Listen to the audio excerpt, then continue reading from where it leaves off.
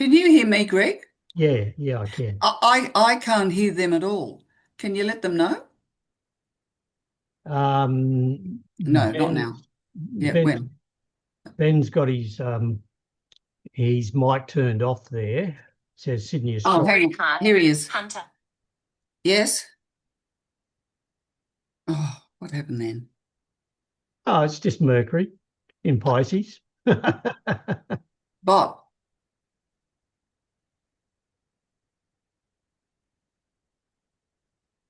Okay, right. I'll ring you back. God. Hmm.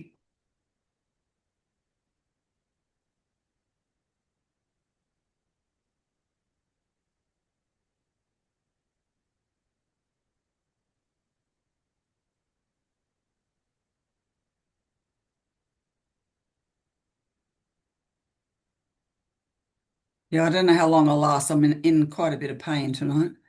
Hmm. Oh, that's no good, Cheryl. Anyhow, that's the way it goes. It takes a while. Hmm.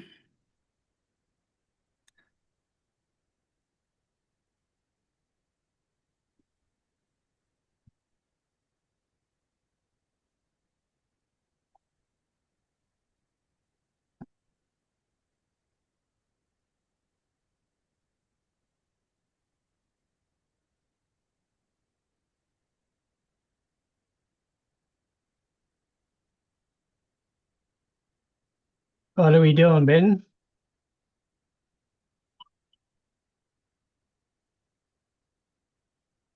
It's got my mic isn't working. Bob will dial. What happened? Did he just say it? Bob will dial in and do the intro. I will send any questions In the chat. in the chat. Okay. Well, I can't hear him. Yeah, that's why we can't hear him. His mic's not working. Great. Very Mercury. In Pisces. What was that?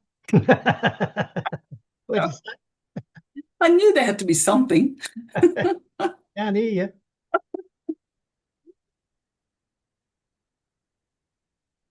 At least they found the place. True. Okay, love, my phone is now live, so they can hear it. Yeah, it's recording. So you have to come from 0 Aquarius to that degree. Oh, 0 to that. Yeah. Find what another one. So I just played this off.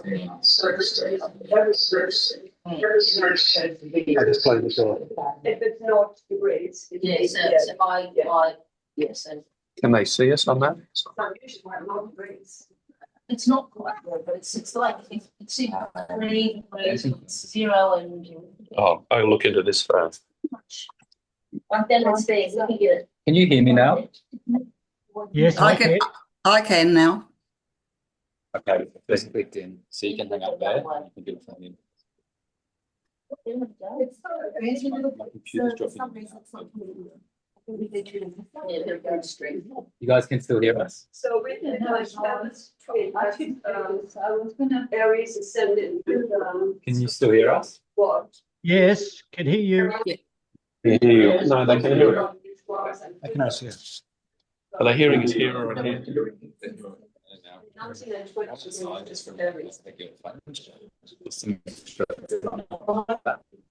Yes, it's a stopping point. And the next one. It could be he's a Jupiter one, but it's still an Aries. Got a couple of minutes minute of time.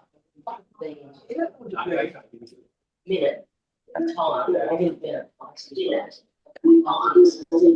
Just sort of arms. Can everyone hear me? Yep. Yes, loud and clear. Right? Okay, I'm going to hand over to Bob now. Okie dokies. There is a bit of background noise in the background, but you'll probably shush that up now, Bob.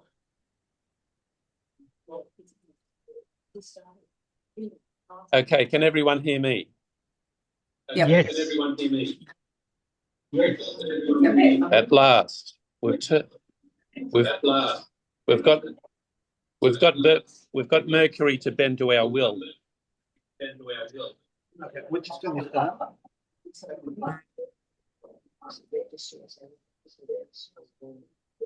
Yeah. Yeah, you have some reverb and some noise in the background there, Bob. It's you can hear it quite distinctly. Unless you're an astrologer.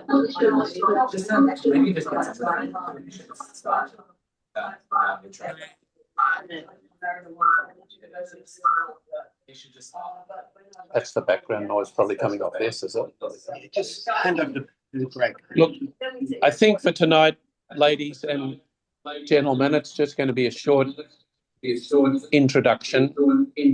We're having a few technical issues. So I think, Gregory, what's going to be best is just to hand it over to you and we'll listen.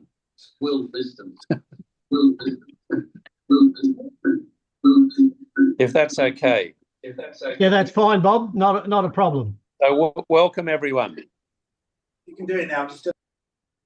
Okay, so welcome everyone to the Sydney Astrological Research Society, our first meeting for 2026. They're having a couple of Mercury problems there in the new venue, but that's fine. We'll get past. And Cheryl is coming to us from home because she's finding it a little bit difficult to walk at the moment, but we're going to send all our get fit and get done real quick. Thank you. And just before I start, I'll just want to thank the SARS committee and everybody there for such a great job that you guys do. Boy, we're getting on there. We're closing in on 90 years. It's not too far away. It's only a couple of years away before we turn 90. That's a huge milestone. So wonderful. So thank you everybody for coming along, and I'll now get the presentation underway. If anybody's got anything they want to say, they could probably put it in the chat box, but I just can't see the chat box at the moment, so maybe someone can sort of give me the heads up, Cheryl, or someone can give me the heads up that there's a question there. Other than that, just unmute yourself if you need to talk to me. That's pretty easy for the people online. For those that are at the venue at the Shakespeare, you might have to do something else to contact me to let me know. All right. So welcome everybody. 2026 World Year 1, the year of the fire horse. Oh, I just want to say I've got a 3-minute short video just to get us into the mood of what we're going to be looking at tonight. Okie dokies. Let's go. Whoop, go back. We'll try again.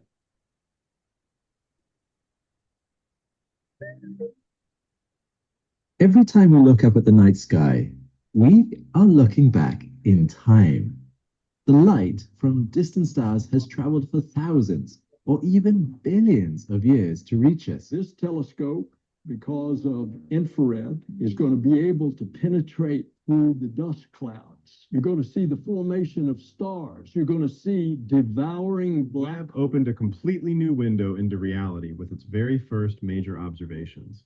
In one of its most ambitious surveys, it produced a single, breathtaking image, a map so enormous and detailed that it redefines our place in the universe. This is the Cosmos Webb Field, the most expansive and precise portrait of the cosmos ever assembled. A billion years into the past, this image catalogs more than 780,000 galaxies.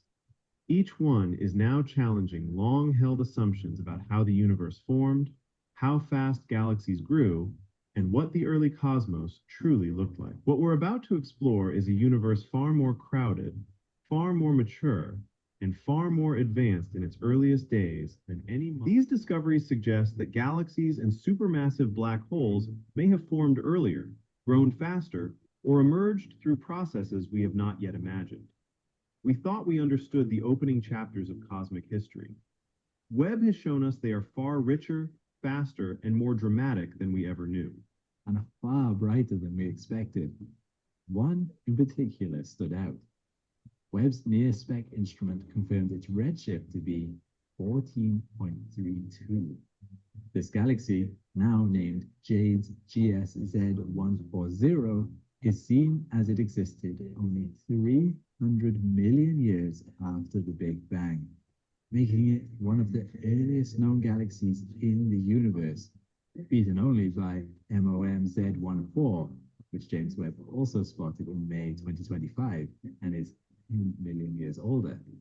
The prevailing lambda cold dark matter cosmological model predicts that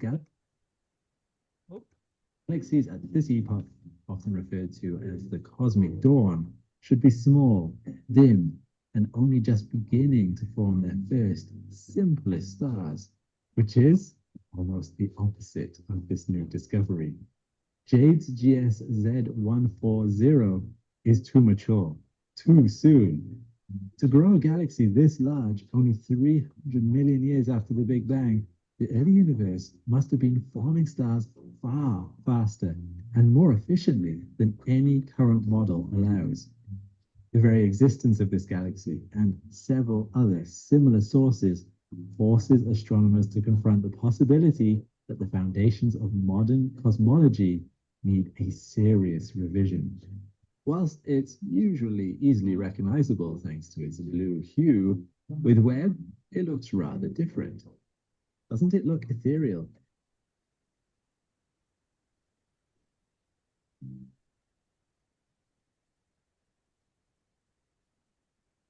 Okay. Couple of technical problems there. Could you hear that all right, Cheryl? No, it was very muffled. Oh, was it? Oh, no. Yeah, yes. Yeah, Ben was wondering if you could go into the full screen or something might have made a difference or something. I'm on full screen now. Are you? Right. Yeah, well, I've got a 27-inch thing, but it's only showing smaller than that because you guys must be on smaller system. No, Right. Greg, Yeah. you're not on presenter view. So when you've picked your share screen, we're seeing what you would see, not so we didn't see a video, we only heard it. Oh, God. Okay, let me just get out of here then and share. Okay, so I thought PowerPoint, SARS PowerPoint application, that one there, entire screen, okay?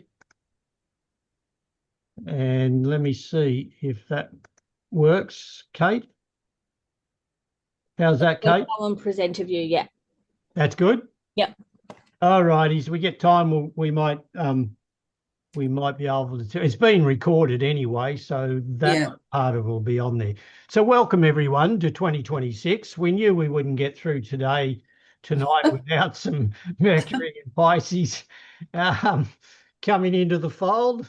We found our way here anyway.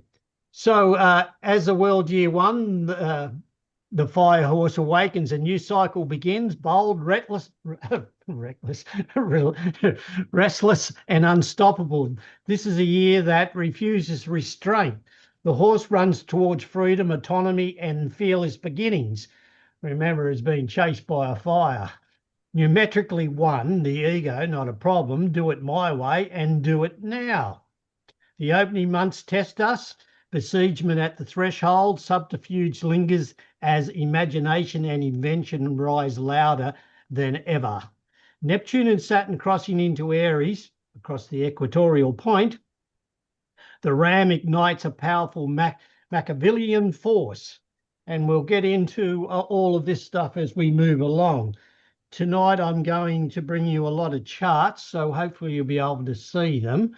I've sort of put the timeline with charts of actual, I've got Australia and I've got the US because they're the two countries that matter to us at the moment.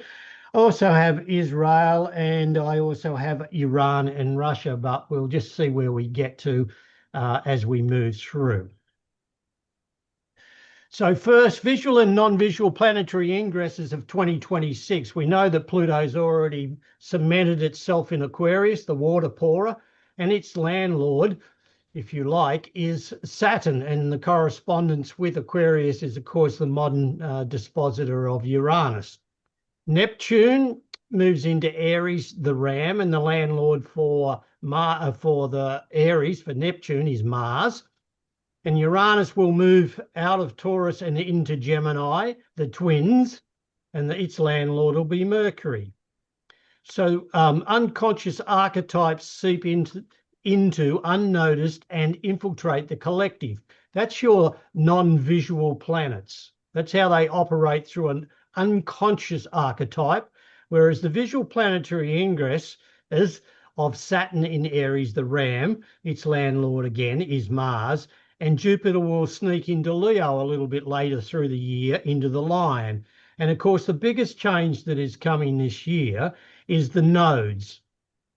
We've already got a little taste of how the nodes will operate in that context, because even though we had an out of sign eclipse just recently, the eclipse was in Aquarius and it's opposite or diametrically opposed Leo. That's where you will get your eclipses now for the next year or two. And so when the nodes move out of Pisces and regress back in to Aquarius, we start to get a different flavor, and we'll feel that flavor much stronger. Okay, just a little bit on archetypes. Some of you might have seen this before, have been to my workshops, but I just want to go through very quickly the basics of what we need to look for if we're looking at understanding how the year might fold out for us, or even looking at our own natal charts. The sun is about selection, preference, and choice. The moon is about collection. That's pretty obvious because the moon collects the sun, and it's inclusion. And Saturn is about rejection and exclusion. Jupiter is about confirmation and stabilization. Mars is separation, severance, disassociation, and differentiation. Venus, unification, reconciliation of differences. And Mercury is contestation and destabilization. On the other side there, you have the knowledge, which gives you a little bit more of an understanding how you might put those together. But we need, in the modern terms of how we think of language today and the syntaxes we use to describe the archetypes or the planets themselves, or even the signs, if we stick with just the basics of the archetypes themselves and start from there, we'll start to get a bit more of an idea of how we might perceive a natal chart, or if you like, any chart in that context. Because what we're dealing with is just that basic raw energy, and modern language does tend to use a much softer tone when we're talking about it, and that's fine. Evolutionary astrology uses that upward lifting tone, but we only have to look around at the world today to realize that it is the basic instincts of humans who are, if you like, carrying on as a collective species who are entitled to this Mother Earth. And I'll just leave it there because I might get a bit carried away with saying a bit more about that. Okay, so when we're looking at the mundane geopolitical social science activities, those that have seen me before would probably have seen this. And don't forget, all of this material is copyrighted, but at the same time, I have no problem if you use my reference. There's no problem at all with using this material. So when we're looking at different topics, and you might want to go back to that when I finish the talk and just familiarize yourself with what's actually going on. You know, if we're looking at, remember in November, I said to you that the 9th house would appear to be a really major theme running through from November through to November 2025 to 2026, and so far that's turned out exactly how the collective is working in that context. So familiarize yourself. You know, the 7th house is our social consciousness and our foreign policy, international disputes, and any alliances. So that gives you a bit of an idea. All right, so we're ready to rock and roll. So what I'm going to do first is I haven't touched much on the Australian charts in recent times because I don't do a lot of this sort of activity anymore in the sense of writing up articles on mundane astrology, even though I myself are still following it. So here we have the Australian swearing in chart that our wonderful member of SARS, long-time member of SARS, Gwen Stoney, gave us. And that's the 1st of January 1901 at 1:35:42 seconds Australian Eastern Standard Time in Sydney, Australia. In actual fact, in Centennial Park. That's the chart I use for Australia, and it works really well. There was a solar eclipse. Remember, I did the solar eclipse, and I spoke on it. I can't remember what I said to you guys, but we can go back and have a look at that sometime later. On the 21st or 22nd of September, we had the total solar eclipse, and that total solar eclipse, as you know through my research, or those that have understand or been to my eclipse classes would understand that all eclipses have a starting point. And it's very important, like Bernadette Brady wrote Eagle in the Lark back in the late 90s. And that book sort of set the tone for how people started to understand how eclipses work in that context. I myself had been working with the astronomy of it, and I kind of do a bit more than what Bernadette gave us a starting point, and I use that.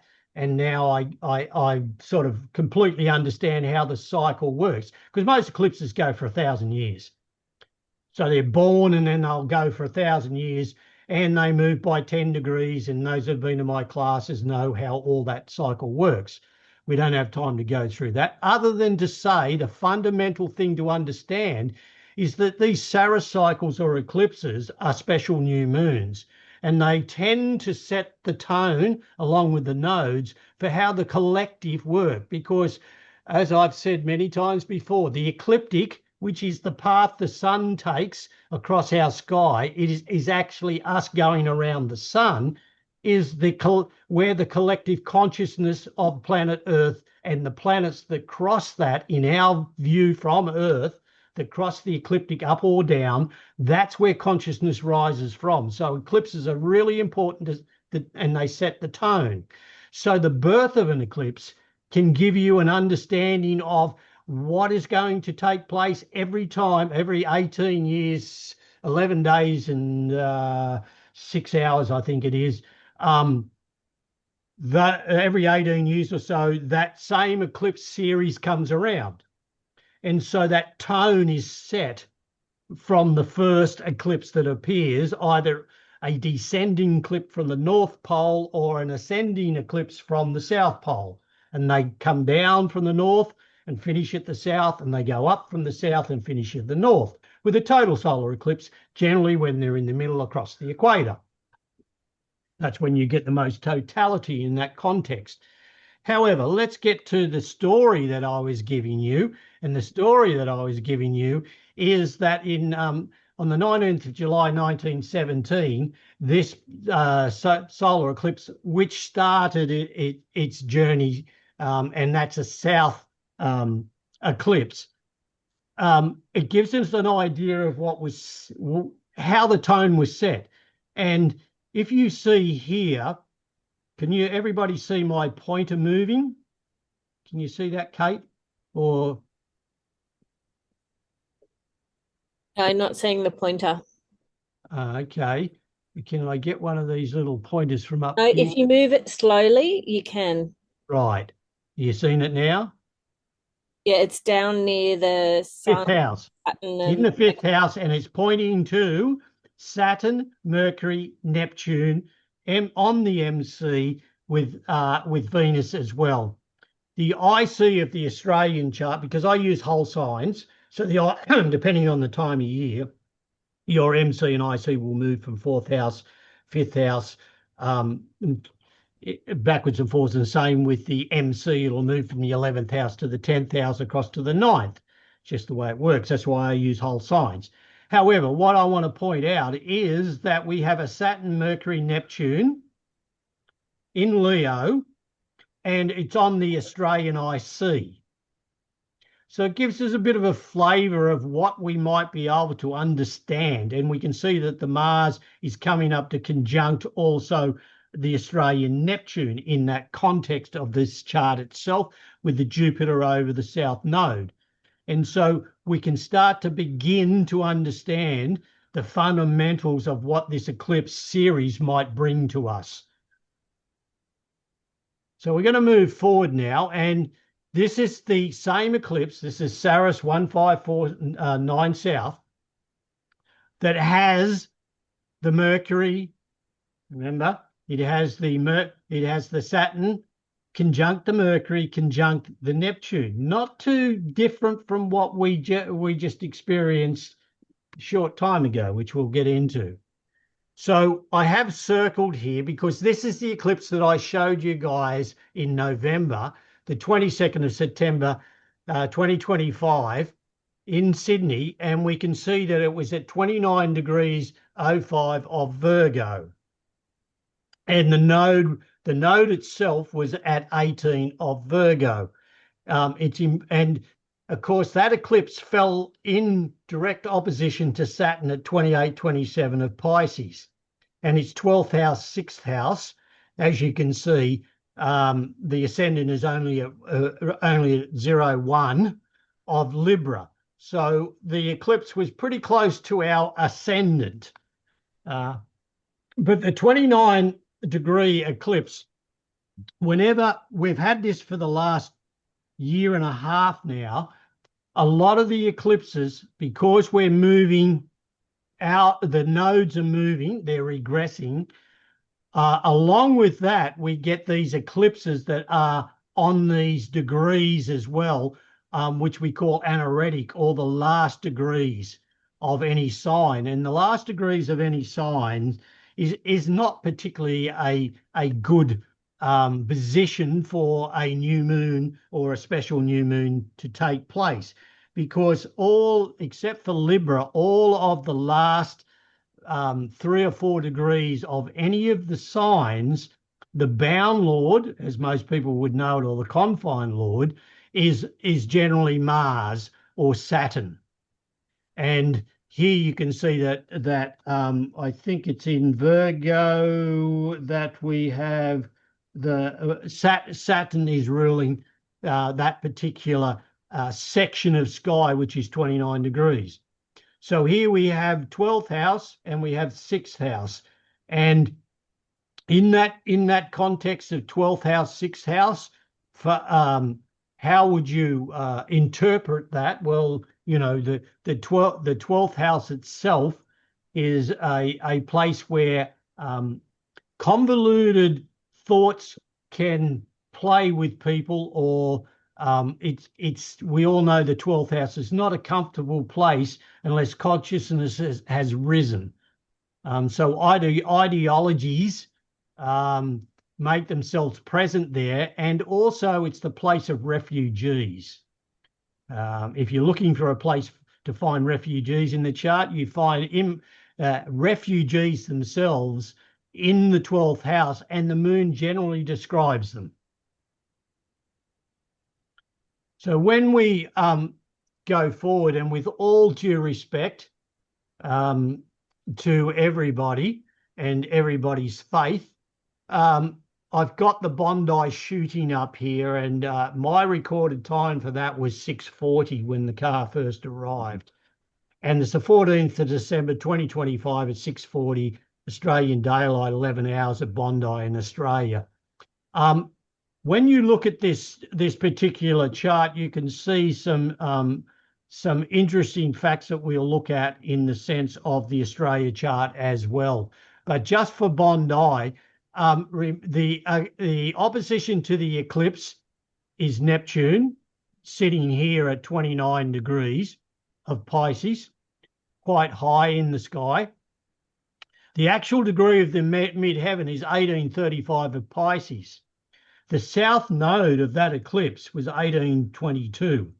So the IC, the eclipse of that south, that the 154 eclipse is sitting on the IC of that chart for the Bondi incident. And we can see here that Mars arrived exactly at 90 degrees from the eclipse.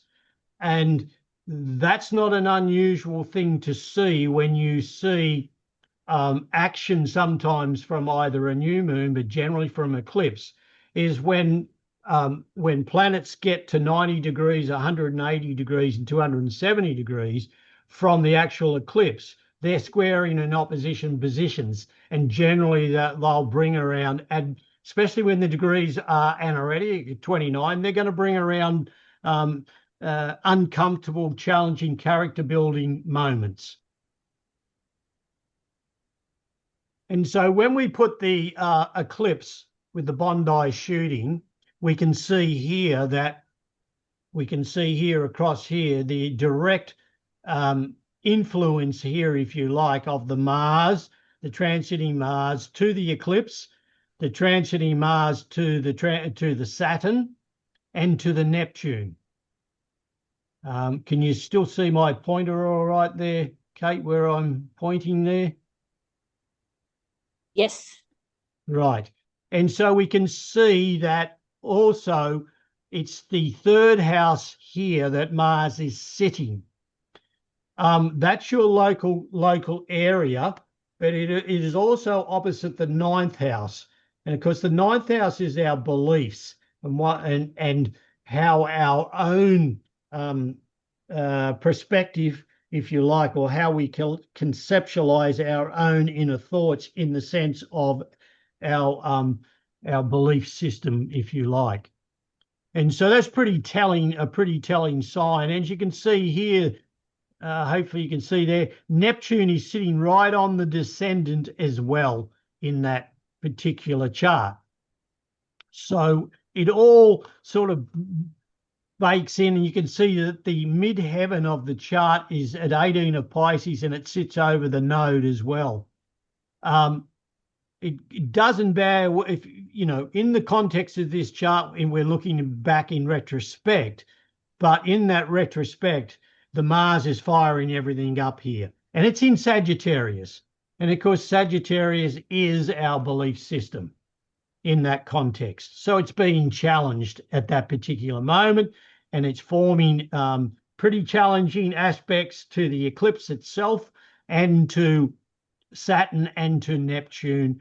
That gives, I don't know if anyone else had done any presentations or any work on the eclipse, but I knew you guys might have wanted to see a bit of that. So when we put it with the Australia chart, the eclipse itself and the Bondi, we can see that in the Australia chart, you might not be able to see too clearly because it's a three-wheel. We can see here that in the Australia Square and In chart 1901, we have Chiron at 28 degrees of Sagittarius. We have Mercury at 27 degrees of Sagittarius. We have Jupiter at 25 of Sagittarius. And you can see that, and we have Uranus at 14. You can see that what I pointed out there before just sets off the Mars is in the ninth house. That's our ideology of our belief system, into the 12th house and, of course, to the 6th house as well.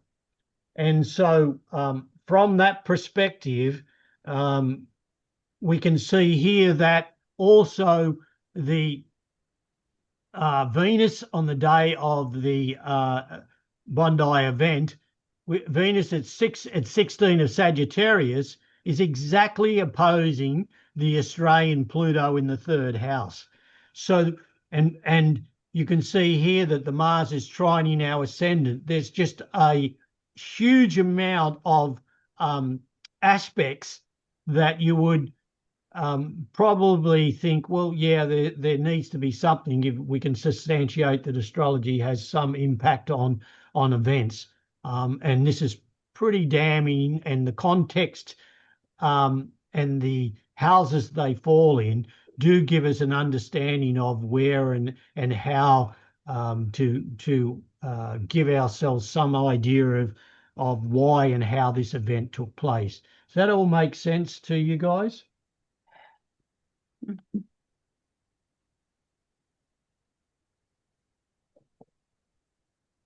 Okay, I don't know if there's any questions or anything.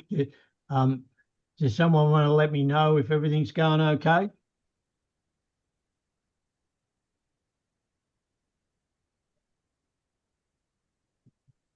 I can't hear anyone.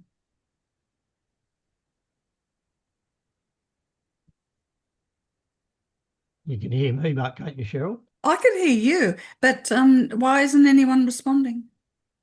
Not quite sure. Yeah. Okay. You're still there, are you, Kate?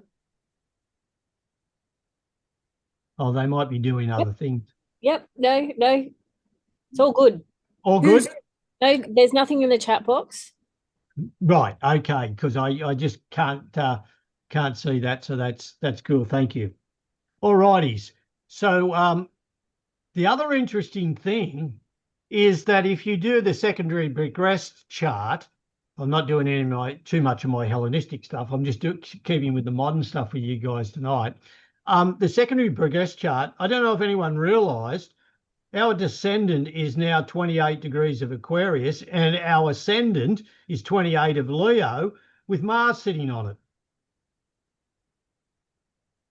So, yeah, usually I sort of have a bit of feedback from the venue. G'day, Lawrence. We are here.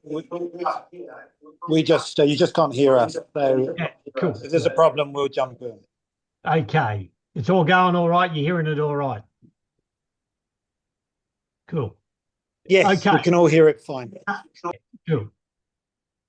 So yeah, look, if really interesting to see that our secondary progressed chart, the Australian swearing in 1901 chart, just happens to have the ascendant at that degree of the February eclipse as well. So the 2026 solar return for Australia is very interesting. Mars is in the 10th house, and so is Venus. Venus is within itself. Both planets are combust, and I'll talk about that shortly.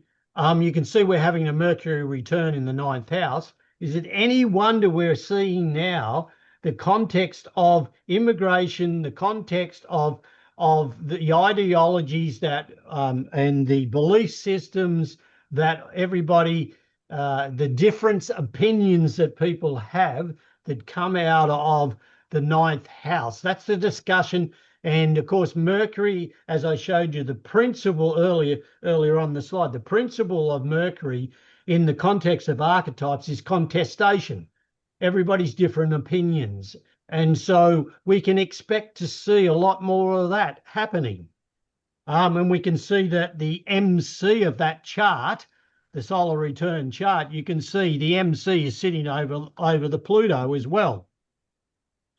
Our in the solar return, our moon is an anaretic degree at 29 of Taurus here as well, which is yes, it's sextiling the Neptune and the Saturn, but I wouldn't call that a wonderful aspect. The one that stands, and you can see the Pluto up here, sitting up here in the 11th house over our MC, is at 2 degrees exactly on it.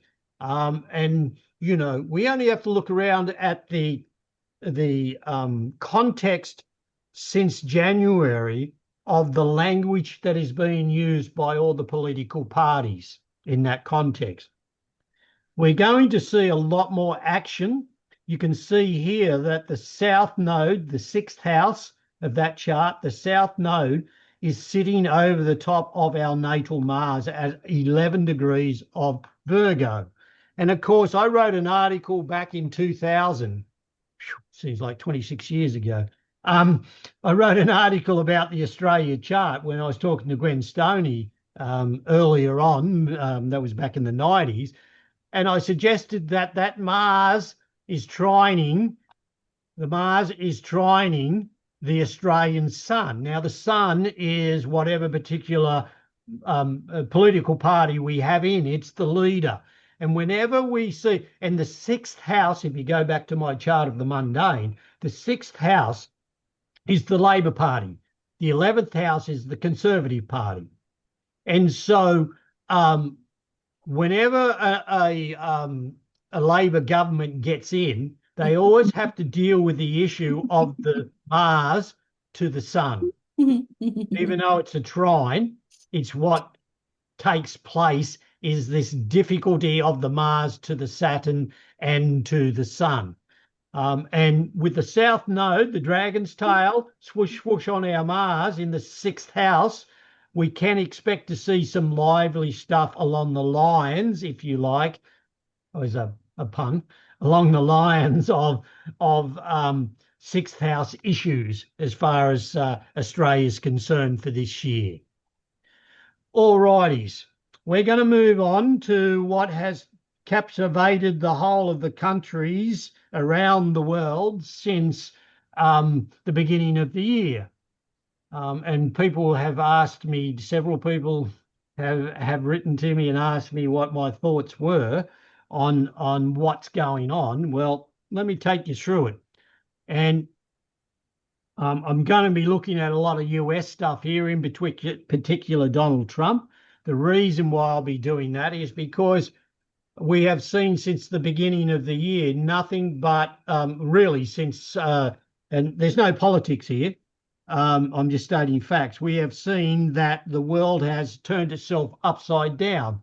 Now, that can be contributed to the outer planet movement as well, but it also is contributed to the person that is in charge of what we have been told is the most powerful country in the world.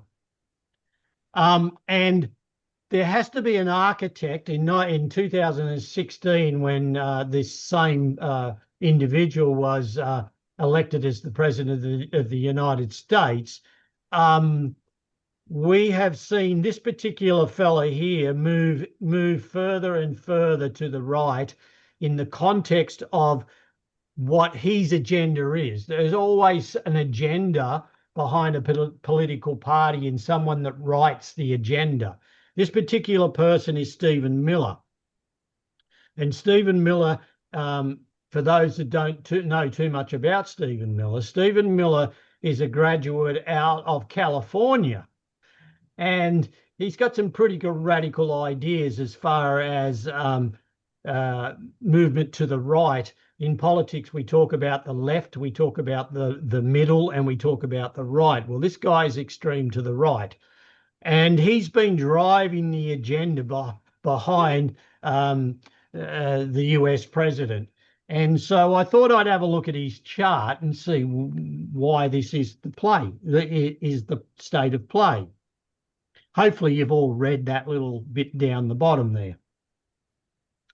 So Donald Trump and Stephen Miller, both together. Surprise, surprise, they both have Mars in Leo, which is quite interesting. And he also has a Sagittarius moon, as does the president. And he has quite a few planets there he has, and the time is a verified time as well from Astro Databank. So it should be good. He has Pluto in Scorpio. He's only a young fella, born in 1985, 23rd of August, 1985 for everybody at 4:53 p.m. Pacific Daylight Time, which is PDT, +7, and Santa Monica in California. Surprise, surprise, he has his moon out of bounds. And those that have been to my workshops will understand that out of bounds are like somebody that is a maverick. And Donald Trump, of course, has his planet's out of bound as well. But the Mercury Mars is a typical is an association that both him and Donald Trump carried together. And you can see his sun is at 0 degrees of Virgo. So it basically sits on Trump's ascendant. And when somebody else's sun sits on your ascendant, what do you think it does?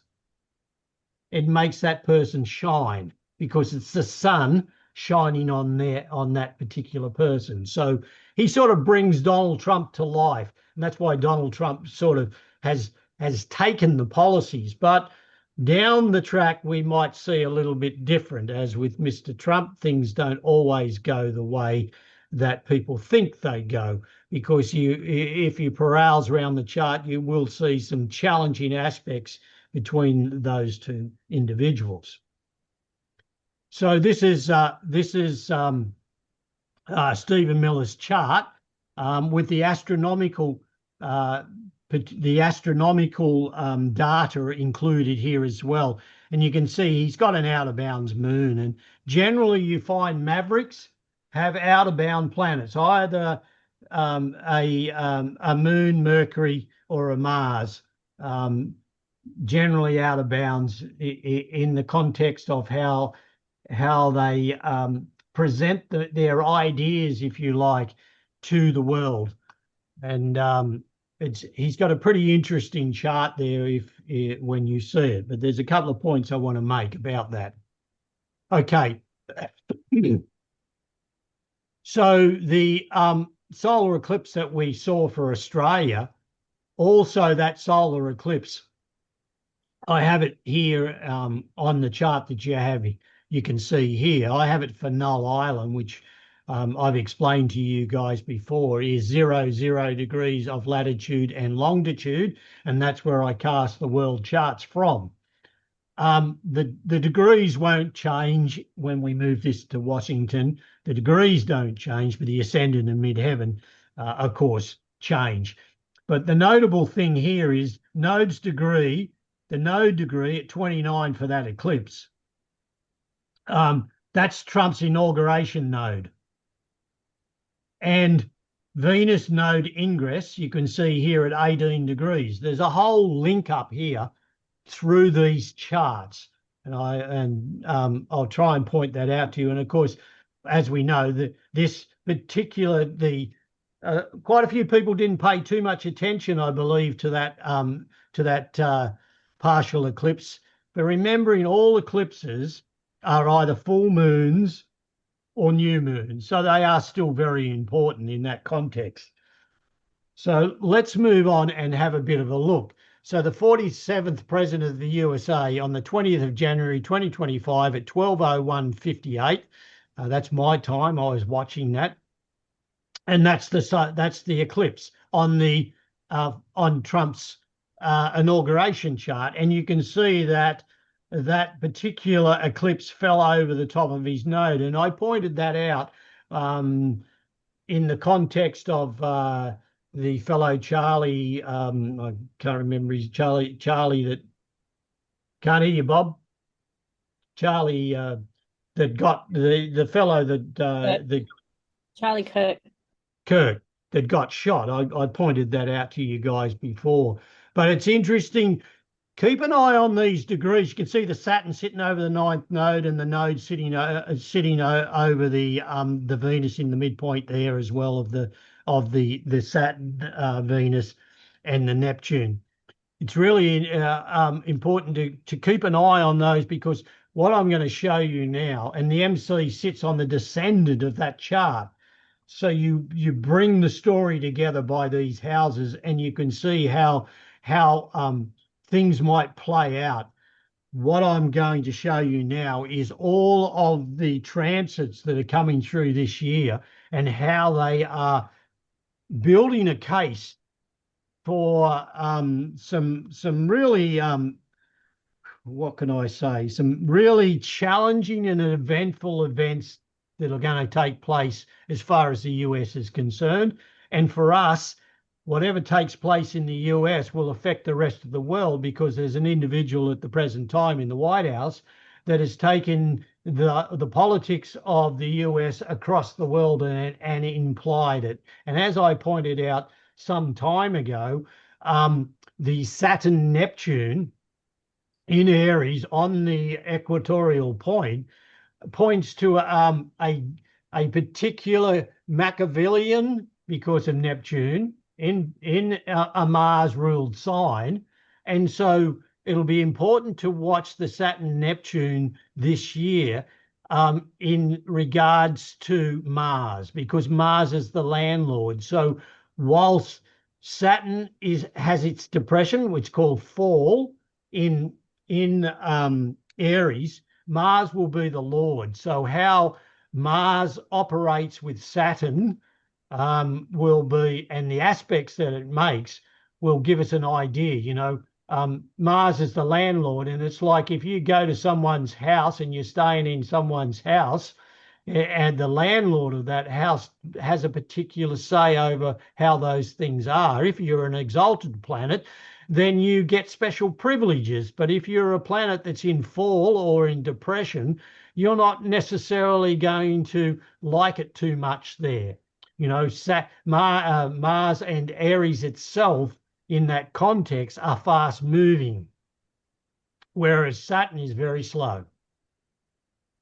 So that gives you a bit of a context of where we're going from now. So let's just slip back a tiny bit here. And 2026, why I said to you at the beginning of the year, how things have changed and how the year has been set up. Now, all of us, including myself, there's stories everywhere about since January through to right now, how things have just been, I used the term, or a friend of mine, we were talking about it, and they said to me, Greg, that sounds like character building. So I'm using that term and running with that one. This year is a character building year in that context. The 2026 synodic cycle, a new cycle begins. And on the 6th of January, right here at, I've got it for Null Island, but you can transfer this anywhere in the world. At 4:35:56 UT time, which is 000, and we're at 00 of latitude and longitude, Venus is just about to, it's 1 second away from joining the sun. And so when it joins the sun, we have a new synodic cycle begin. And you can see that Mars is at 17 degrees of Capricorn as well. So, and Mercury is out of bounds at the time. And if you look at it's probably pretty hard to see, but if you can see down this column here that says declination, there are a lot of declinations here of plus and minus. So without going into full context of that, you guys are astrologers, look at your data and you'll see that it's pretty strong. However, let me go forward here with this. And on the 8th of January, you might have seen my post where I said besiegement would start. And besiegement and enclosure comes from the fact that when your book ended by two malefics, which we call Mars and Saturn, then the context of those planets, they tend to they're like being, it's like being in a gang. They're controlled. They don't have their own ability to be able to work because their book ended.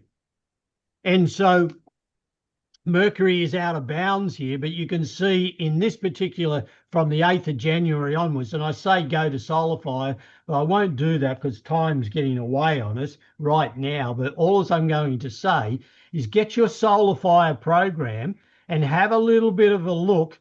And this is where Venus joins Mars. You can see here within 1 second of each other. So that's a new cycle. And the sun's there as well. Now, the moment that Venus, and you'll see if you run this chart, you'll see that the sun in another 2 days joins Mars. So we have Sun, Venus, and Mars, but they go past, because they're quicker than Mars, they go past Mars. So then they become in front of Mars by degree, and Saturn is over here at 26 of Pisces. So these guys are forming a sextile to Saturn, with Mars at the back end of it and Saturn at the front end of it. And if you throw in Neptune as well, with Pluto in between. So this is an enclosure and besiegement. And if you see, the context of the collective world is in besiegement. Going back to what I just said there a moment ago about the US president putting his presence across the world. And so in that context, you know, you have Greenland, you have all of the Nordic countries, all of the EU, everywhere is in besiegement. And when the sun came, get my point here, when the sun came past, because Venus is moving faster than the sun. So when Venus came past Mars and then the sun came past Mars, which is all in January, you know, January 9, 10, 11, 12, right through January, you saw that the sun became besieged as well. So all the leaders of the world were besieged. You know, and you saw that in the media. You saw people, and it's still going on at the present time, because this kind of thing that I'm alluding to is the kind of environment, if you like, the archetypal environment that is unconscious but conscious at the same time, seeping through the collective. And if you look up here, now this is the Venus-Mars cycle, right? It starts a new cycle of Venus and Mars.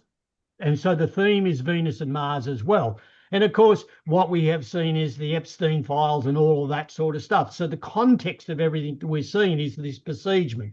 Mercury comes along a little bit later because he'd been retrograde and he was behind the sun. He starts to gain speed, and then he eventually takes over the sun, Venus and Mars and joins in. So when we get to about the 12th, 14th or so of January, you start to see a complete besiegement of the planets, bookended by Mars and Saturn. And that's why that's my thoughts for why we are seeing what we are seeing at the present time, or have seen across the world. And in the context of the fixed stars, Mercury is on faces, and you can see that the exact second that this chart is done, look where the moon is. It's at 18 degrees of Virgo. If you go back to that eclipse, that's where the node was on the eclipse, at 18 degrees. So I know it's hard to keep up with my mind sometimes with the mathematics and astronomy that I use, but all of this makes sense in that context. And in also, Mars is diametrically opposed to Jupiter.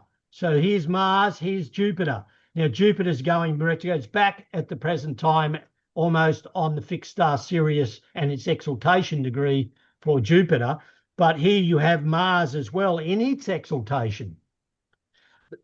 A lot of the things what we saw across the US in the way of Minneapolis and the types of events that we saw occurring over there, this is, an exalted Mars that is driving all of these planets to Saturn in the context of a aspect, is giving, it's an exalted Mars. So these are police or authorities of police in Capricorn, which is governmental. So your ICE officers and that, giving them a full-on free run in the context. This is your fighting soldier.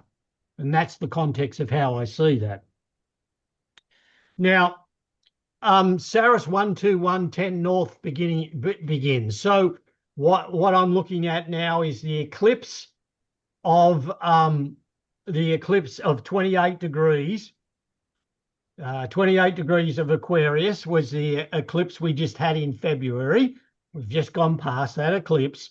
That eclipse started on the 25th of April, 9:44. So it's running out of steam at the present time. It's slowly beginning to end its cycle, but it's still there.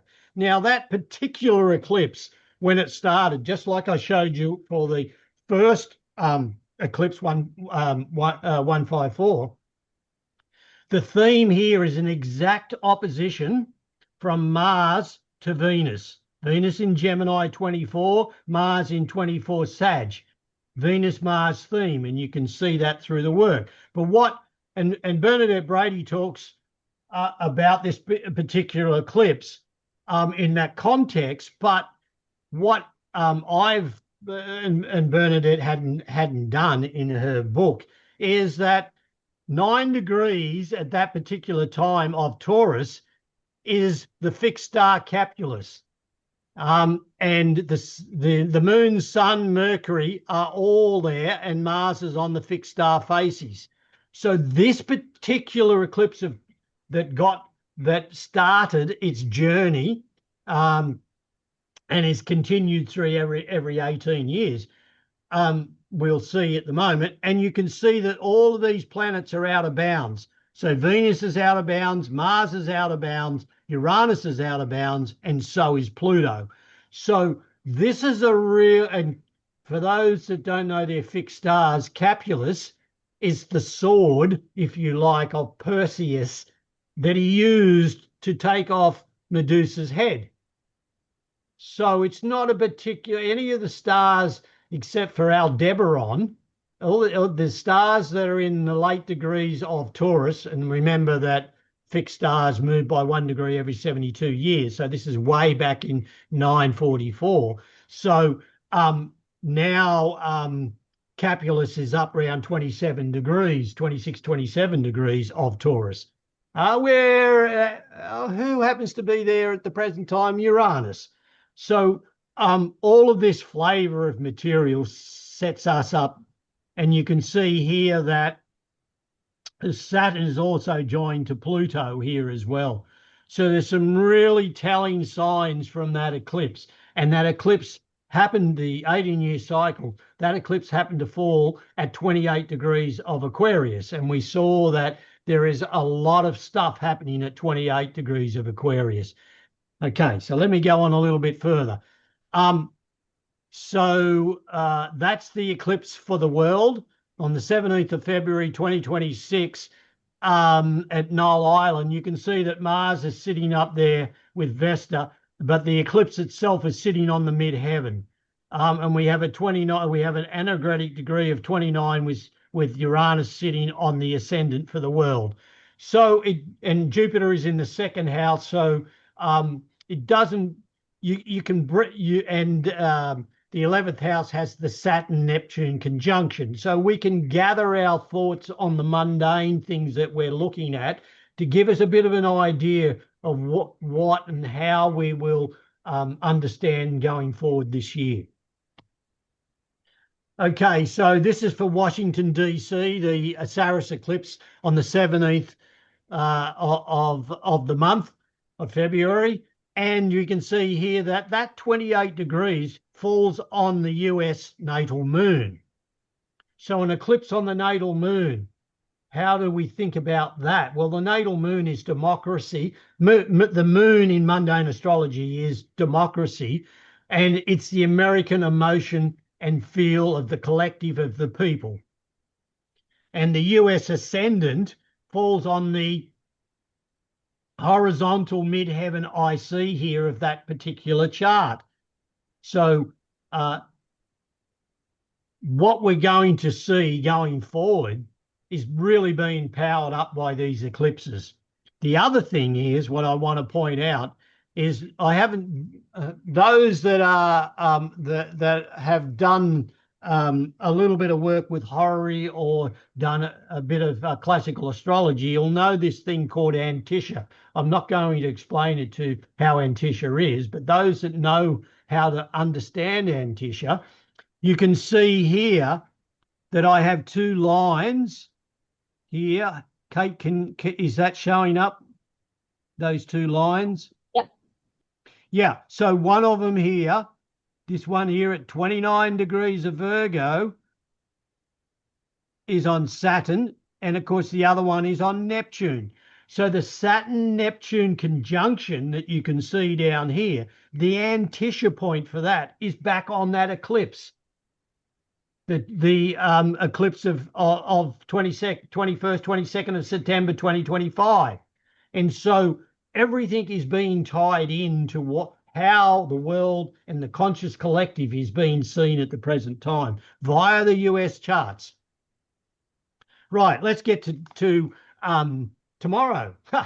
Tomorrow, well, it'll be Thursday it'll be Friday for us, but Thursday, the 26th of February at 2:48:31 a.m. Eastern time in the US. Mercury World Station. Guess where it's stationing at 22:33, opposition to Neptune on the US Sibley chart. That's a huge statement. The confusion that is going on with the tariffs, with everything in the US. When you also look, you'll see that the conjunction of Neptune and Saturn is on the IC of the US chart. You can see that the lot of spirit is on their Chiron. There's some hurt, there's some pain, and the Mars is on their natal moon. Besides the fact that there are plenty of other very interesting aspects if you have a look around the chart. So total confusion for the US. And, you know, the statements came out the last 2 days. The court decision, I said back in November that watch the 9th house. This is all going to play out. And so I'll rock and roll a bit faster and move along. So I've got a little intervention between the Americas charts. We're going to go more into the Americas charts. I've got lots of them there. But I just wanted the flashpoint on the US, from the US across to the United Kingdom, because everyone was probably interested to see what's happening in the United Kingdom with Andrew Mountbatten, or Prince Andrew, as I still call him. Aries ingress of Saturn. This is Saturn going into Aries. It goes up here into their 10th house up. No, their 11th house, sorry. It's their 11th house, but you can see that it's very close to, and the chart I use for, go back, the chart I use for the United Kingdom is the King George III chart for the 1st of January 1801. That's the one that most people in the United Kingdom use, I believe. It's the one I've been using. And you can see the theme here. We can see that the Mars in the 8th house, over the Venus here. We can see that the Pluto is in opposition to the Jupiter. We can see the MC is sitting on the Saturn. There are a lot of telltale signs that there is a lot, and you can see here the sun, like Astana, is under a huge amount of pressure at the moment. You can see that Mars has combust the sun in Aquarius, and the sun itself is almost, this is the 14th of February, only a couple of days ago. The sun is in opposition to Saturn as well, to the natal Saturn. So there's a lot to be played out for the UK. So Prince Andrew was born on the 19th of February 1960 at 3:30 p.m. 00 time in London. And so when Saturn entered into Aries, made its ingress into Aries, you can see here that it went into the 9th house of Prince Andrew. Overseas things, Saturn, Neptune. Okay. And we can see here, this is the most telling sign, where we can see the ascendant is on the Neptune. And we can see that the moon, and the moon's the fastest moving planet, okay? You wouldn't expect to see an Aries. You might remember that 14 degrees of Capricorn too. If you went back through the charts, you would see it appear in Miller's chart, but also in the synodic charts that I showed you before. The moon on the Saturn, very, very telltale sign there with the moon on the Saturn. Let me take that a step further. Queen Elizabeth and Andrew. Andrew's moon is on the Queen's MC and on her Saturn. Not particularly good. And we might find that this goes, you know, the rumours might go back into Queen Elizabeth and how, because Andrew was supposed to be her favourite son. And if we look at Queen Elizabeth's chart, we can see that the third house here, her children are here in Taurus, and you would go that the first child would be born here in that context, but a general statement is that Venus is exalted here in Pisces, which is, it's a Venus ruling the fifth house. So this would be Prince Charles. Then we have Prince Anne, and then we go around to the child of Andrew, and we get Virgo, and we get the Pluto up there in that particular chart in the ninth house. There's a lot to be said from looking at the Queen's chart for how her sons operate as well. But the telltale signs, as I said before, is that you can see here with the Saturn ingress with the Neptune on his Saturn, and then you go to Mummy's chart and you see that the moon is on Mummy's Saturn.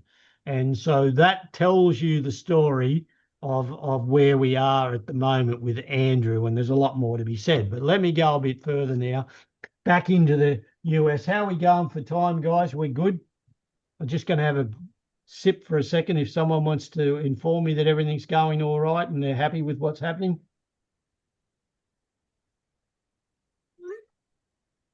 All good?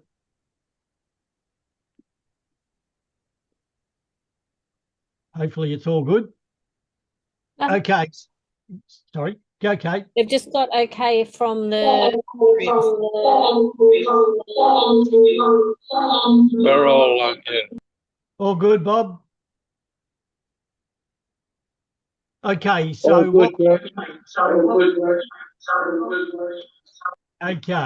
what I'm doing now, as I said before, I'm just going through the timeline of this year. And you'll see a lot of Donald Trump charts because all of the major ingresses and all of the planetary aspects this year tend to set off his chart. So, yes, he's the most important person in the world this year in the context, and all of the aspects are saying that as well. So there's a total lunar eclipse on the 3rd of March. And again, the US Sibley chart, we can see here the lunar eclipse is at 13 of Virgo. And if we look down here, we can see in that context, it is opposing all of the 4th house. So it's 10th house to the 4th house. We still have Saturn and Neptune on the IC, and they're going to stay there for quite some time in the context of the US. Watch this particular aspect here, Pluto. Pluto in Aquarius here is sneaking towards the south node of the US. Okay, so the Aries ingress is on the 20th of March, and this is for Washington. And again, really interesting, the rising degree for that is their own Sibley chart, 13 degrees of Gemini across the descendant. The Aries ingress chart, as you can see here, is going to be very interesting. This is Congress. The 11th house is Congress, and we can see that the Neptune, Saturn, Venus, and the Moon and Chiron are packed in that. And then we have the Pisces planets with Mercury stationing direct on the node with the Mars here. And the Mars is still driving the Sun in between here. So we have we still have the Sun being enclosed here. What I want you to pay attention to is this 20 degrees here on the IC of this particular chart. So because the Aries ingress charts generally, I don't want to get too far into it, but generally this is a double body mutable sign that's rising. So in that context, it probably will change. But the IC is a fixed sign of 20 degrees of Leo. So that kind of tells you the storyline for the year astrologically in the context of how we use the Aries ingress. Keep an eye on that 20 degrees. Okay, so the Sibley chart with the Aries ingress, and as you can see here, I have the IC in their chart. It's in the 9th house, and the August eclipse is at 20 degrees. Now remember Stephen Miller's chart, he had his Mars at 19 such and such, or 20 degrees of Leo. Trump has a Leo ascendant. His Mars is at 26 degrees of Leo. They're all in the 9th house. When those two, as I said in November, when individuals, especially when they're leaders, when you get their natal chart and you look at their natal chart, if you want to see where areas of adversary are, you will see where the Mars and Saturn sit in the context of the natal chart for the country you're looking at and the person's personal chart. Now, Trump's Mars sits in the 9th house. Now, Stephen Miller's Mars sits in the 9th house. So what we have seen is this Mars archetype being played out in the 9th house, and it'll continue to be. And you can see here that there are so many other aspects about in that Aries ingress when we put it in the Sibley chart. The 5th house is the Senate. And so there's a midterm election coming up in November for the US. And so Congress and the Senate's up for a third of the Senate's up for election and all of Congress. So it'll be very interesting to see how it plays out. The charts will tell you. So on the 12th of April, we had Mars conjunct Neptune down here on the IC of the US. And look at this, the exact time that Mars conjuncts Neptune, we have the moon sitting over the moon. So we have a return moon, a lunar return it's called. And Pluto is almost on the south node of the US. So we're going to see things from the past resurface, and they're going to be resurfacing in a way that are plutonic in the context, and Mars Neptune in that context. Then we move along to the 25th of April, and Uranus moves out of Taurus and moves into Gemini. I've got a real issue, which I said back in 2017 that still haunts me, is that when Uranus gets to 8 or 9 degrees of Gemini, I think it's going to be a challenging moment for humanity. Before we get to that point, you can see here that this is the Uranus ingress. So Uranus will move into their 7th house. And as I said before in November, every time Uranus goes into Gemini, into the 7th house of the US, because Uranus and the Mars sit on the midpoint of the descendant, US are involved in wars. You go back 84 years, you go back to the wars. You go back 84, you go back to the, you go back to the Second World War, you go back to the Civil War, 84 years earlier than that. And then you go back 84 years and you get to 1776 when this chart was first put together. And so Uranus is showing us a pattern. And so that's going to be really interesting to see. Now, when Uranus ingresses into Gemini, the exact moment that it goes in there, 0.01 second of that ingress, look where the moon is, 29 degrees of Leo. And the midheaven is 27. Trump's Mars is 26 of Leo, and his ascendant is 29 of Leo. This is a reoccurring theme right throughout. And you can see here that the Mars has just gone past the conjunction to Saturn, sitting on the midpoint between the Saturn and the Mercury. And they're opposing the natal Saturn, which is in the 11th house. As I said, it's Congress, and it is also the Republican Party. The Democrats are in the 6th house. So then we move to the 16th of May, and it's a new moon. And that new moon falls on Trump's midheaven, 25 degrees, and that falls on Algol,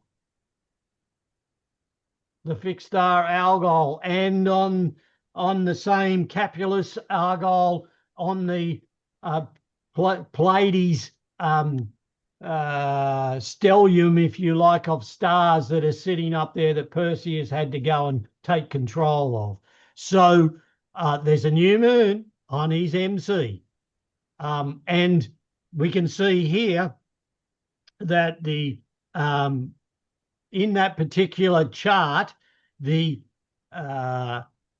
Saturn is moving into a position where it is starting to oppose his Jupiter as well.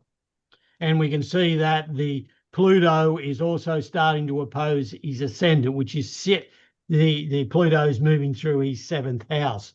There are some telltale signs coming up. So then we go into Donald Trump's chart for his solar return on the 13th of June 2026. He's the 13th or 14th, because you know your solar returns go one way or the other, either the day before or the day after, or your birthday, depending on the speed. You can see here that on his solar return, 9th house issues again. The Saturn is in opposition down here to his Chiron and his Jupiter. And we can see that the Venus and the Pluto, the Venus is moving to oppose the Pluto here too. It's sneaking up for this opposing. But the other thing I wanted to point out here is that his solar return just happens to be 18 degrees of Virgo. Remember that node degree? And the 18 degrees of Virgo is opposition to the Venus and the Saturn in his inauguration chart. There's a whole synchronicity of particular aspects that are just firing up in this guy's chart for this year. And with the Mars on the midheaven of his chart, in a sign that is very frustrated in Taurus, it's very difficult and frustrated, and it's ruling the 9th house. It'll be very interesting to see how this all plays out. So then there's a new moon the day after his solar return. There's a new moon on the 14th. And you can see here, remember where I showed you the SARs 121 earlier back? You can look at this later on to go back. But the SARs 121 was at 20. Remember the Venus, and the Venus was in opposition to the Mars in that particular eclipse. You can see here that will fall over the top of his node and his sun in opposition to his moon and south node. And you can see here that the ascendant for that new moon falls here in his 7th house. So there's a lot going on. The MC of that chart falls on his IC, and the Mars moves slightly closer to the MC. So then we go to the next Mercury retrograde, which is on the 29th of June 2026. That Mercury retrograde, you can see here, falls on top of the vertex of the US chart. Okay, and it also, the MC falls over the sun. And not only that, the Mars moves into Gemini. Telltale sign that will be there for the next few months is the Saturn opposition. So the US Sibley chart has 14 degrees of Libra for their Saturn. It's exalted in 11th house. That's why they're great in the stock market, and that's why we have some very the US collects a lot of money in that context, and it's in opposition. So this is also Congress. This is the Senate. So Congress and the Senate are going to be arguing with each other about Saturn things, Saturn laws. They're going to be very strong the whole entire time. That's Saturn, and that opposing itself is going to be really strong. And in that particular Mercury retrograde station for Washington on the 29th of June, the moon happens to be exactly in diametrically opposed opposition to the natal Jupiter. So I just wanted to point out it's a really active chart. Then we move to the Leo ingress of Jupiter. So on the 30th of June, so you can see here, 29th of June, we have this. And on the 30th of June, we have Jupiter moving into Leo and moving into the 9th house of the Sibley chart. And Mars is keeping its pace going. And you'll see in a second when it conjuncts Uranus. And there it is.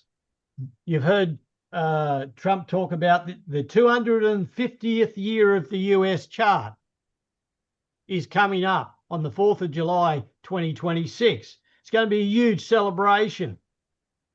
Mars is conjunct Uranus on their Uranus. And the Saturn opposition.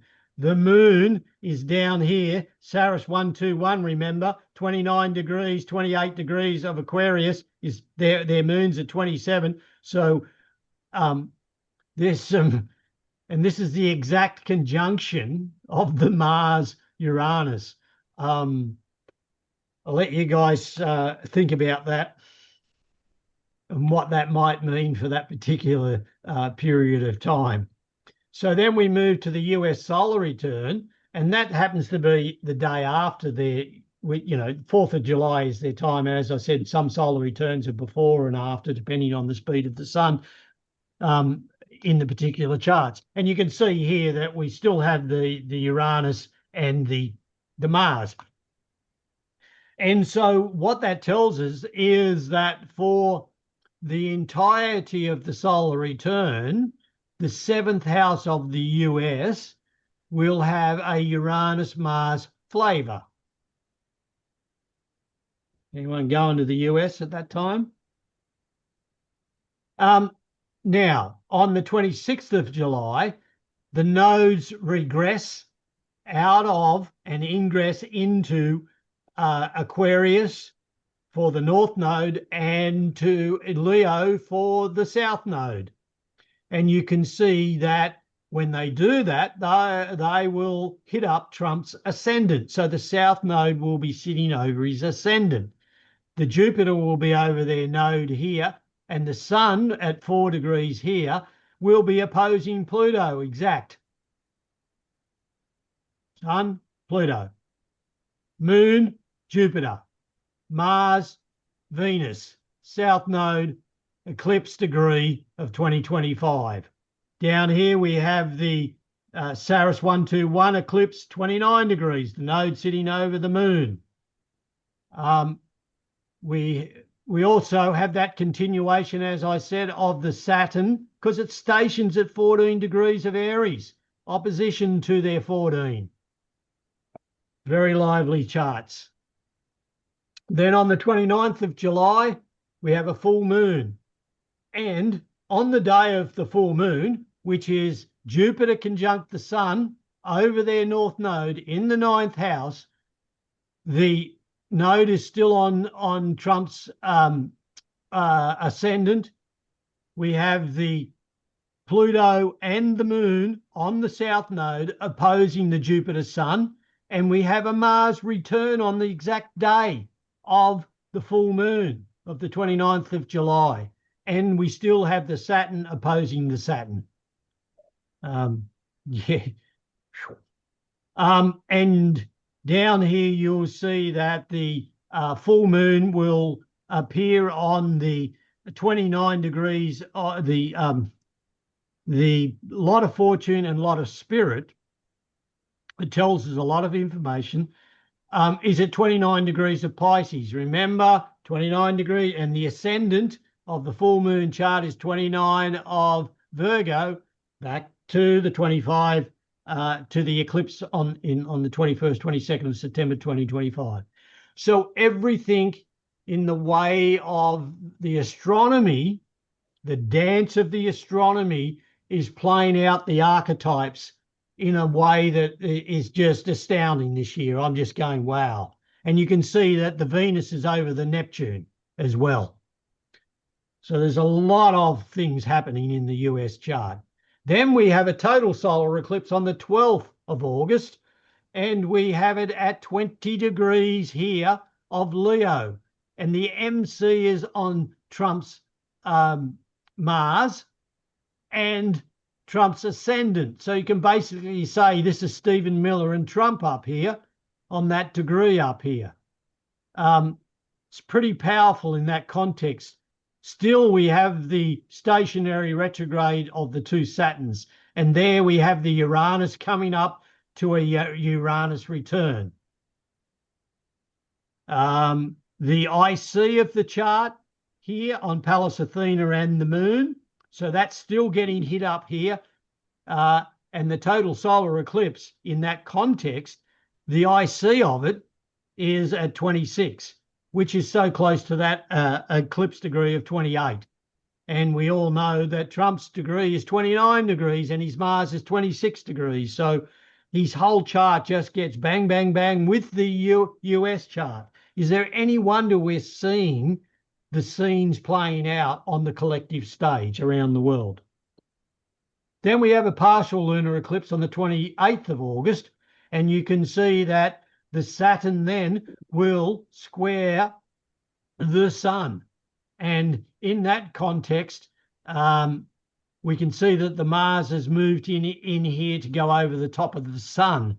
So Mars Sun is giving us some indication, and this, excuse me, and that's squaring the Saturn. Meanwhile, the Neptune's still on their IC. And you can see down here, out of that partial lunar eclipse, we are still getting the moon getting fired up all the time in the chart. I'm moving. There's a lot more I could say, but I just wanted to point everything out to you guys. Then on the 3rd of October, Venus goes retrograde. It stations. So Venus stations at 8 degrees of Scorpio.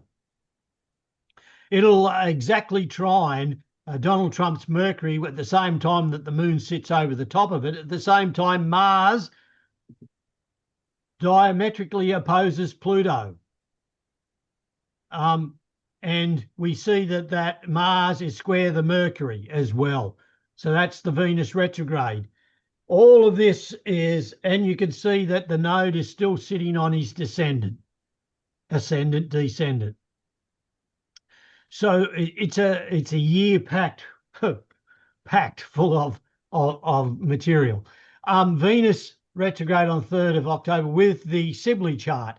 And you can see here by my little lines here that we can see that in that particular Venus retrograde station, when it stations, it will square Pluto and it will square Mars. So it's a Mars opposition with a T-square to the Mercury. Is it Epstein files that we're talking about, or is it something else? And then we go to the 10th of October, we have a new moon, and that new moon is at 17 degrees of Libra, which sits right on top of Trump's Jupiter. So you can see that nearly every new moon and full moon this year is activating the Sibley chart and Trump's chart. And some of the aspects are pretty difficult aspects. This particular new moon, which, new moon goes to the full moon, so 14 days activity, you have the Mars Pluto. And the new moon event, again, the ascendant is the ascendant of that falls on the Sibley chart on their 7th house cusp. And then we have one more here, which is the 3rd of November, 2026 at 6 a.m., the sunrise chart for the midterm elections for the US. And we have, I think it's 8 degrees of Leo with the 19 degrees of Leo sitting up here on the 10th house of the US chart when people go to vote. That's Stephen Miller's Mars and Trump's. That's where Trump is. Look, the South Node is on his Mars.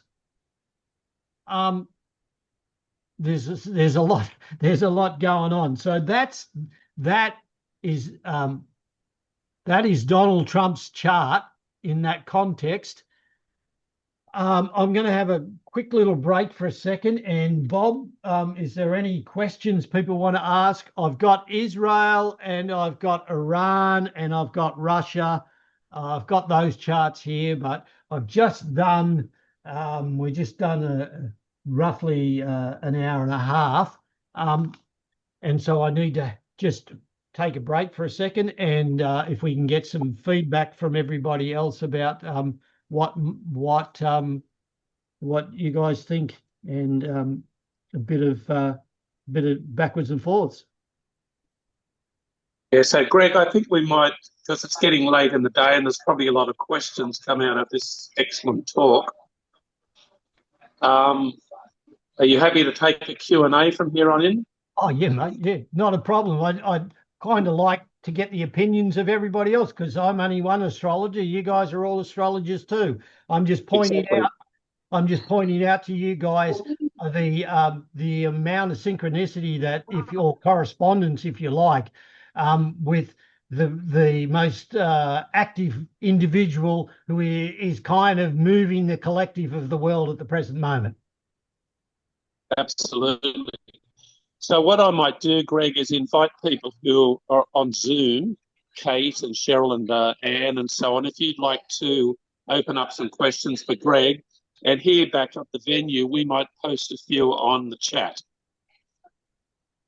Because I've got you on my mobile here, but I'm not in the room at the moment. So we'll go back in and we'll post some questions on the chat. Okie dokies. I might get Kate to see if she can run the chat for me. Do you want to run the chat for me, Kate? And would you like, or yeah, I can read the questions. That's not a drama. I've got it open to the side on my second screen. Cool. And if anybody wants, thanks, Kate. Wonderful, Kate. And if anybody wants to, Kate, if you want to have a say, if anybody else wants to have a say, go ahead. Jump in, yeah. Thank you.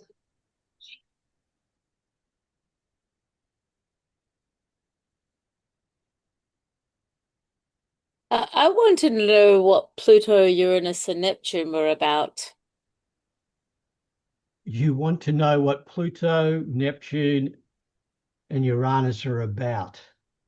I'm not quite sure. You said before what the planets represented. I just wanted to know the outer planets. Right. Yeah, the archetypes. Well, Pluto in the context of what we can pull on Pluto is that Pluto will pull things down. You know, everybody's saying Pluto into Aquarius, we're going to get a revolution, the people are going to rise up. Yes, we're going to see that, and we're seeing that now.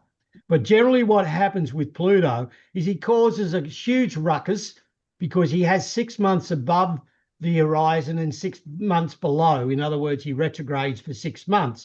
And the story of Pluto is that he came up, took Ceres's daughter Persephone, he took her down and controlled her. But he's also for the Romans, he's the planet of wealth. And so what happens? I see the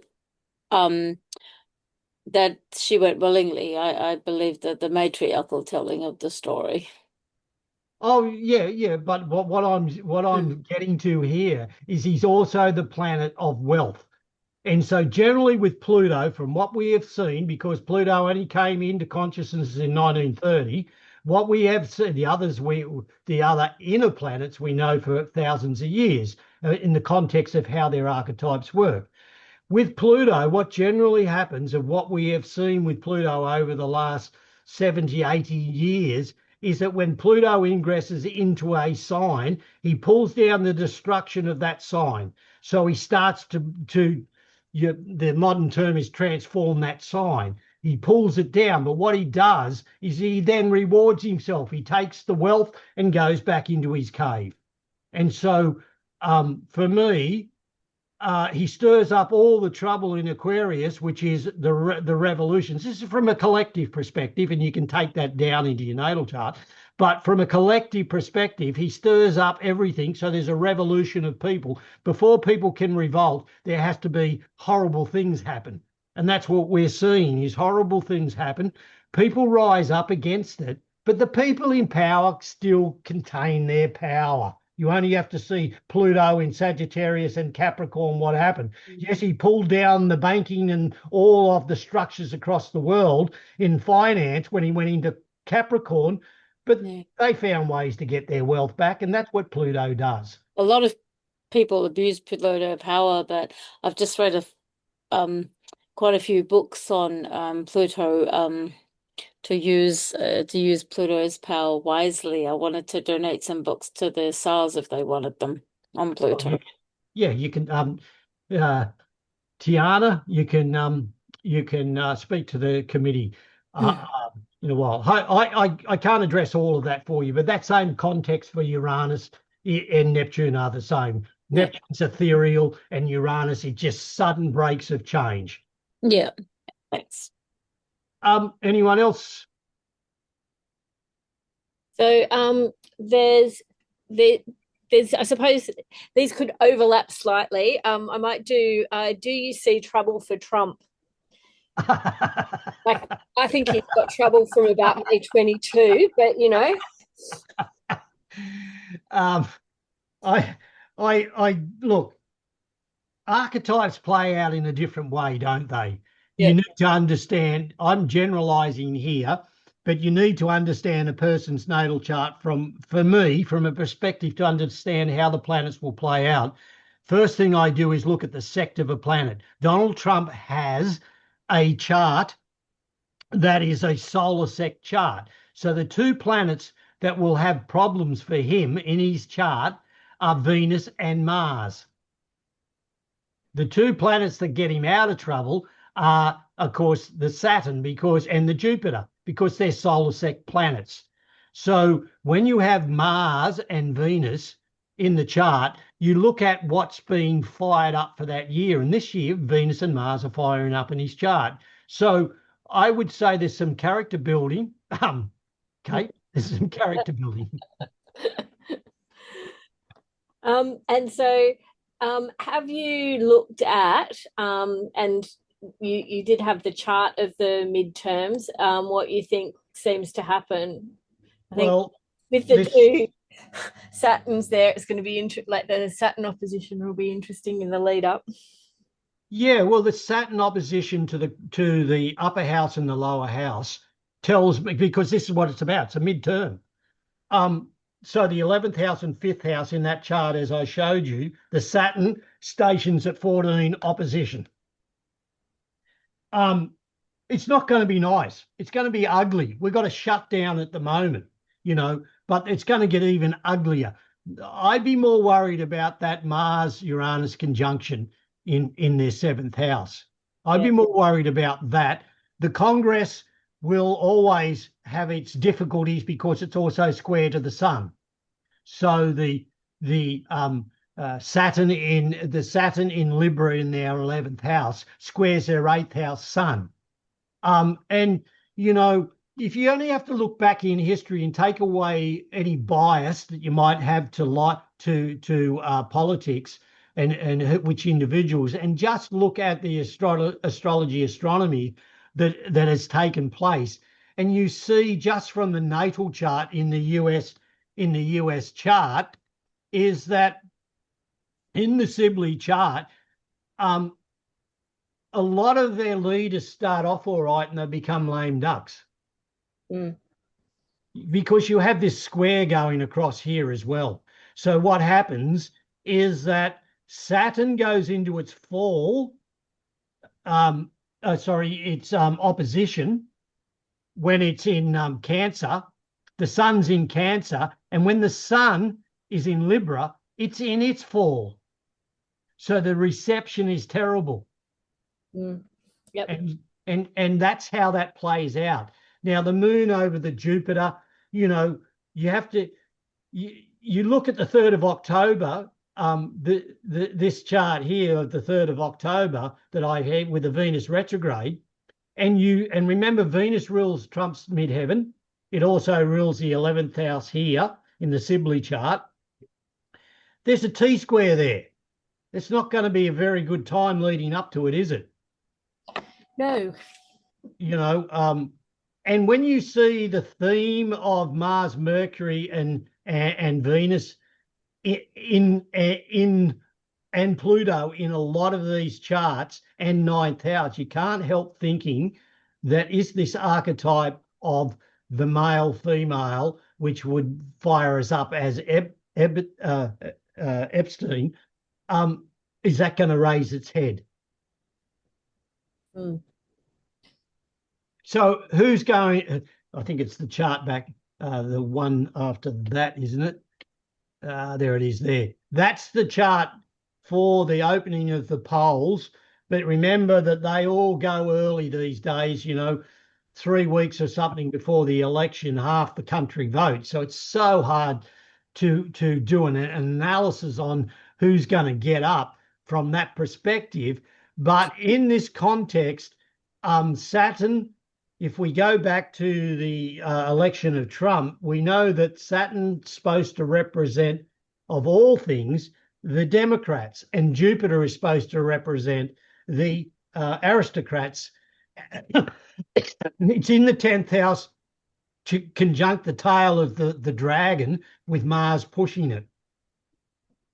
And the Saturn is retrograde in the Aries, in Aries. So it's a difficult. All I can say is the lead up to the vote is going to be terrible. The day of the vote, we have Mars on the midheaven, and at 19 degrees, Jupiter is on Trump's Mars. You know, are we? And the South Node is at 26 on his Mars. I can't help thinking with the Uranus, the Mars Uranus as well. Are we going to see? War? Are we going to see some sort of military action? Because, you know, Regulus, the fixed star Regulus, who's at 0 degrees now of Virgo, on Stephen Miller's chart, on Trump's ascendant, you know, it's a war chart with Mars conjunct the ascendant of Regulus as well. It kind of tells you that that's a war chart. You know, the board of peace, but at the same time we have all this action happening, and threats and military action going everywhere. And so even though under the disguise of what he is saying about the board of peace, he can't help the astrological chart that he is born with in the context of living out the position he's in now, which is a general in that sense. I'm moving all my pawns and my ships and my everything over here, and I'm putting pressure on this person over here. I'm going to do. We've already seen what he's done to Iran in that context. We've got Ukraine and Russia that I haven't even touched on.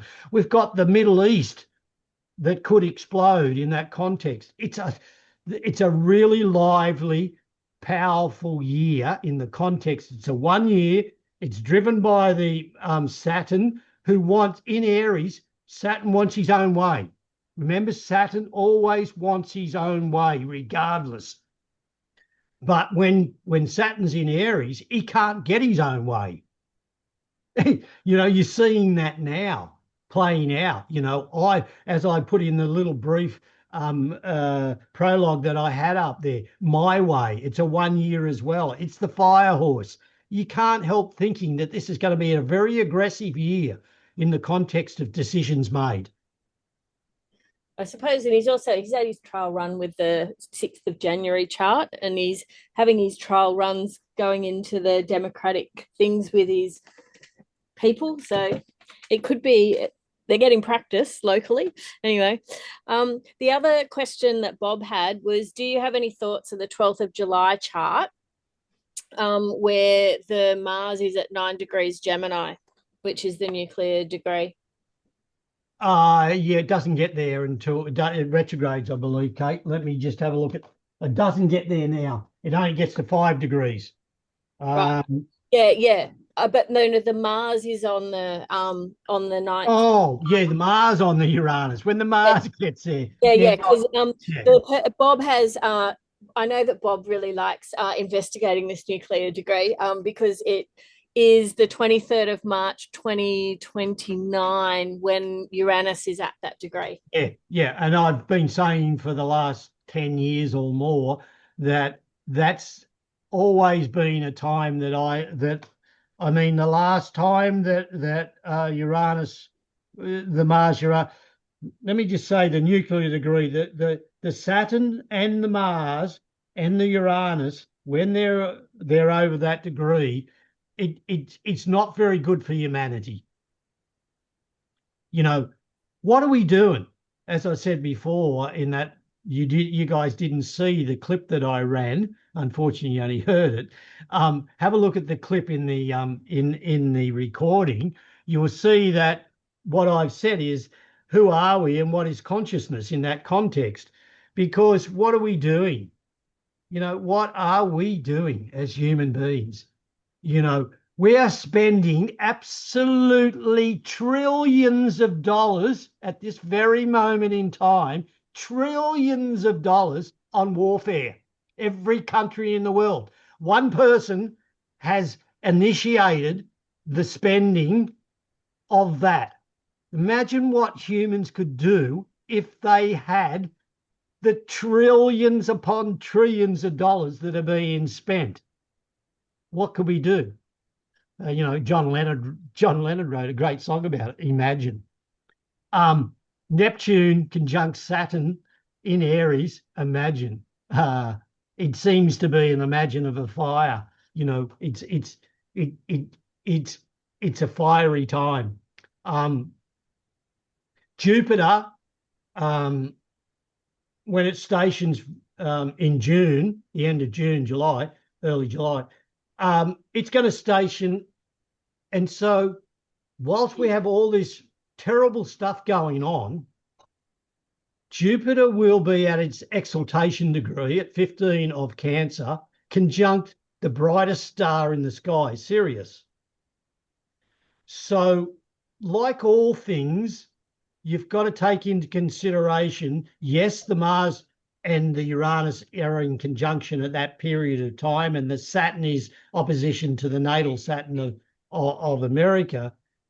But the 15 degrees tends to, the fixed stars, the portal light of a fixed star, I only use 1 degree and no more for fixed stars. The portal degree, on top of the Jupiter as it stations there to go forward, kind of signals something that might interfere with what the Uranus Mars is doing. So does that give a beneficial push to that? If America gets involved in a conflict, does that help? They're the questions that what I presented to you is just the kind of things that are there. And, you need to talk to me for hours to be able to punch out all of these things, making predictions. I generalize on the archetypes, and that's why I put that material up there. So you can look at the archetypes to give you an idea of how things are going over. But astrology isn't just making things up from looking at one thing. For me, anyway, I need to look at the astronomy and the astrology of each of those moments and have a moment to contemplate those. I used to write up and say, yes, that's going to happen. That's not going to happen. This is going to happen. I'm a bit retired now, so I'm taking it all in the stride, and I talk to the kookaburras and our water dragon about it. Well, the guys at the venue have said that thank you very much. They've got to start winding up the room. And so once again, thank you for a very thought-provoking and action-packed, really, go through the year. I like your talks, Greg, because it prepares me for bad things. So I don't get quite as stressed. Well, you know, there are so, like, put it in this perspective. Every 4 minutes that ascendant's turning and the planets are moving. Our lives are complex. Life in general is complex. But if we rise above and we are conscious of the archetypes that are unconsciously seeping through because of the planetary interaction, then we can at least have the foresight to go, oh yeah, that shit happened. Oh my God. You know, we don't go with it. It's when you go with it that it's like you're in the animal kingdom, if you like. The animal kingdom, if you like, is the saber-toothed tiger taking down a large beast. Everything on planet Earth, as I've said many times before, the core of the Earth is Mars, and so that's how we react. Everything on this planet eats something to survive. And we became conscious enough to realize that, but we still kill each other. We blow the crap out of each other. And then we make excuses and all sorts of terminologies to be able to convince people that that's fine. I'll leave it there, Kate. I've just got about 10 books on Pluto, astrological, and I just wanted to donate them to SARS, but I don't know where to send them if they wanted them.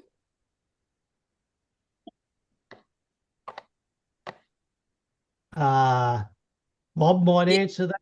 Yeah, well, what about the FAA? Greg, can you hear me?